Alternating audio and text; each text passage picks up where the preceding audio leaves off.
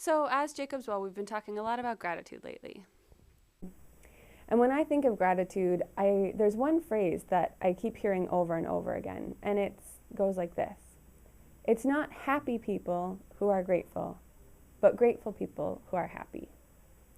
And while I think that's a really lovely orientation, I kind of bristle at it because I don't know that happiness is the goal of my life.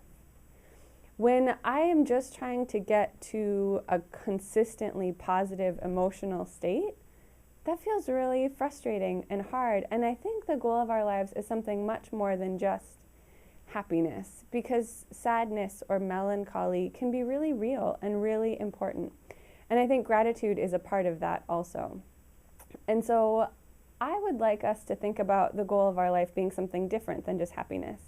But what if the goal were to be awake, really present to what's going on in your life, aware, noticing the emotional state that you're in, not regarding sadness or melancholy or grief as a punishment or evidence of something going wrong in your life, but part of what can help you be transformed, and seeking to be transformed by the events of our life, whether it's happiness or sadness or whatever full range of emotions we're experiencing.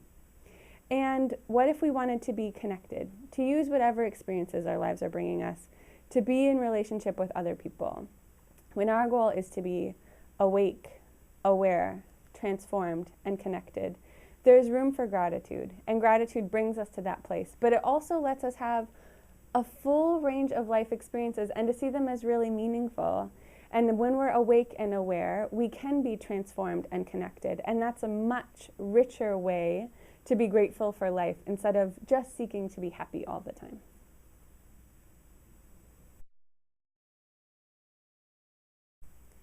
There's a great story from the Bible, the Gospel of Luke, that helps us understand gratitude in a really new and refreshing way. But first, I want to talk about how we read the Bible, because I think it's really important to be critical about how we read these stories and just understand our way of interpreting the Bible. And my favorite phrase of how we interpret the Bible comes from a book by Marcus Borg called Meeting Jesus Again for the First Time. And he tells a story of a man who is a storyteller, a Native American storyteller, and it's his job on behalf of the tribe to tell the tribe's stories of creation or whatever it may be. And this man, whenever he sits down the community and is about to tell one of the tribe's stories, always prefaces it by saying, I don't know if this story happened this way or not, but I know this story is true. I don't know if this story happened this way or not, but I know this story is true. And to me, that's such a helpful way of thinking about the Bible, rather than arguing about historical details or trying to find proof for this little thing or that little thing. Maybe there weren't even these lepers that we're going to talk about. I don't know. But what I do know is that this story tells me something true about my life and the world that I live in right now. And that's the gem that I'm going after. And so when we read the Bible, look for that truth. I don't know if this story happened this way or not, but I know that this story is true. So the story that we're going to find some truth in is from Luke chapter 17, verses 11 through 19, if you want to go look it up. And so what happens is there's this big leper colony, these people isolated from their community. They see Jesus walking down the road and they cry out, like, Jesus, can you come and heal us? And so Jesus calls out to them, go, show yourselves to the priests.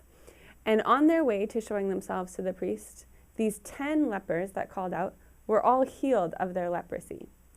And so following Jesus' instructions, they go on their way to show themselves to the priests and be restored to their community. But there's this one man, and the story says that this one man turned back.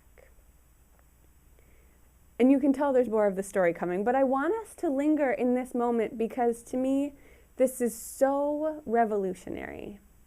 This man, when everything is going well, everything that he's dreamed about for so long has happened, he gets to go do exactly what Jesus said, show yourselves to the priests and be welcomed back to community, see his family, see his friends. Everything is going well, and he turns around. And to me, this is honestly the miracle of this story. Jesus healed bodies all the time, which is wonderful, but that this man had the presence of mind to stop and reflect and pause and turn around. When the whole crowd was moving forward without him, I think there's so much for us to learn in that moment. When things are going well, when we get that happiness that we wanted, do we have the ability to turn around? And even though they had cried out, "Jesus, save us," I think that that was a really raw moment for him. He didn't know what was on the other side of that turning back.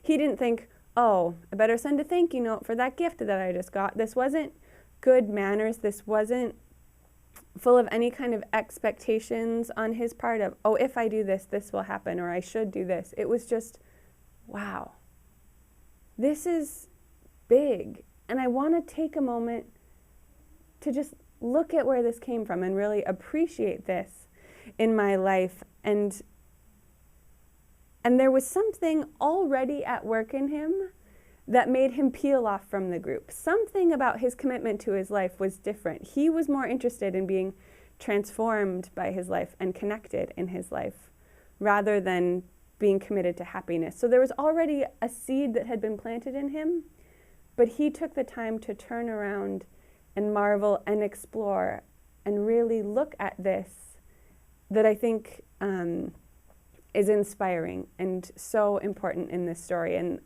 to me, that's the invitation for us too. When things are going well, no matter what happens, do you have the ability to just pause for a moment and look back? And let's find out what happened next.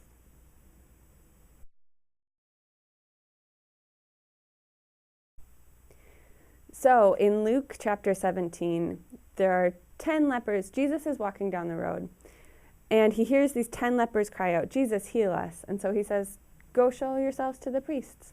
And on their way, they're healed. But one man out of the 10 turns back, comes to Jesus, falls at his feet, and Jesus says to him, "Where are the other 9? Weren't there 10 of you?" Now, I think sometimes we hear this, it can be heard in a lot of different ways. Let me say that. All we have is the words, and any actor will tell you there are a million ways to interpret something off the page into real life. So there are a lot of ways we could hear this question from Jesus. Do you think he's angry? Where are the other 9? Weren't there 10 of you? Was this a test? Was he a little snarky? Where are the other 9? I thought I healed 10 of you. I want full credit here. Was Jesus' ego needing this appreciation? Was he mad at their bad manners? Was he frustrated that only one man out of the 10 came back to him? I don't think so. I don't think Jesus was walking along and said, "Oh, this is a really great teachable moment where future people will learn to be shamed for not being grateful enough." I can't imagine a Jesus like that. But what if Jesus is stopped in his tracks and just says, where are the other 9? Weren't there 10 of you? Why are you here? Like, what made you turn back? Jesus was on his way, had his whole momentum going, and it was interrupted by this man coming back to him. And I like to think that Jesus was totally surprised. This was totally unexpected. And the next thing that Jesus says to this man is, "Your faith has healed you," is what we read in the Bible. And the other 9 were also healed of their leprosy. Like, they must have had enough faith to be healed. But what was it about this man? And what if we translate that sentence as saying, your life is richer because you took this moment to notice? Or if we think about faith as what you put your trust in, what you put your trust in, man that has come to me, what you are trusting has made a difference in your life, has somehow made you more whole, more connected, more transformed. Your turning around is huge and matters and makes a difference not only in your life, but in mine. Because then Jesus says to him, "Go on your way." He doesn't say, "Good job, you found the hidden prize, now get behind me and follow me forever." He says, we need more people doing this in the world. Go be this person that spreads these moments of awe and gratitude. When we stop and turn back, it changes not only our lives. This man was not only changed, but I think He made a difference in Jesus' life, interrupted the path that he was on, had a transformative moment for Jesus, and then set that off in the world. So what does this mean for us? How do we be these people in the world? And even though it's a little bit of a chicken and an egg thing with our gratitude and commitments, they both shape each other. I think the more that we can look at our habitual commitments versus our soul commitments, we will be these transformed and transformational people. And when I say habitual commitments, I think there are things that we give priority to that we sort of do automatically without thinking. And culturally, I think our commitments are to bigger and better and faster and flashier and having the newest technology and making sure everything looks good and being impressive, and whether that's being smart or being funny or being pretty. There are all kinds of things that the culture sets as our priorities. But deep down, soulfully, our commitments are to connection and transformation and kindness and gratitude. And there are lots of ways that shows up, and you can think of your own examples, but maybe it's something as simple as a shift in perspective that people are coming over for Thanksgiving soon. And if you just had the perfect table and the best recipes and Martha Stewarted everything about your table, then people would finally be grateful. But maybe your priority, having those people over, is about connection and how you're going to relate to your family and friends in a new way instead of making sure every corner of your house is spotless. What does that change for you? Can it be a shift that small? And I wish I could give you, like, here are the 3 easy steps to shifting your commitments and living a more grateful life. Or I don't think it's that easy.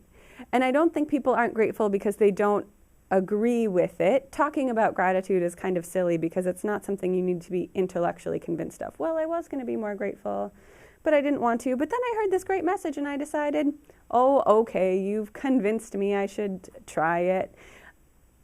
It's not that easy, and it's not that hard. These moments are available all the time, and I can't promise you what's on the other side of it. For the man who had leprosy in today's story, he stopped, turned back, and encountered Jesus in a really new way. And who knows how that changed his path from there. For Jesus, this stopped in his tracks moment. He encountered a new member of his community. He was surprised and learned from this man he would have otherwise probably not had much of a connection with. So there are all kinds of things that can happen from this turning back moment. Maybe things feel like they're going backwards and you discover something new. Jesus kept going on his way, but had this really transformational moment. So don't take our word for it, my word for it. Try it for yourself. See what's on the other side. Because what I do know is that these moments are transformational. The more that you do this, these moments set off connection and newness in the world. And this rhythm grows and grows. And not only do you continue to be transformed, but you transform the world. And the world transforms you. And you transform the world. So see if you can find a moment this week, today, no matter what your circumstances, whether things are going right or it feels like everything's going wrong, can you find a moment to stop, turn around, really take in what's going around you, look at how your priorities are shaping your life, and then see what this moment, this pause moment, changes for you. How does it change your perspective, your commitments, your community, your family? As you share these moments with friends, what does that set off in them? The change is exponential. The opportunity is always there.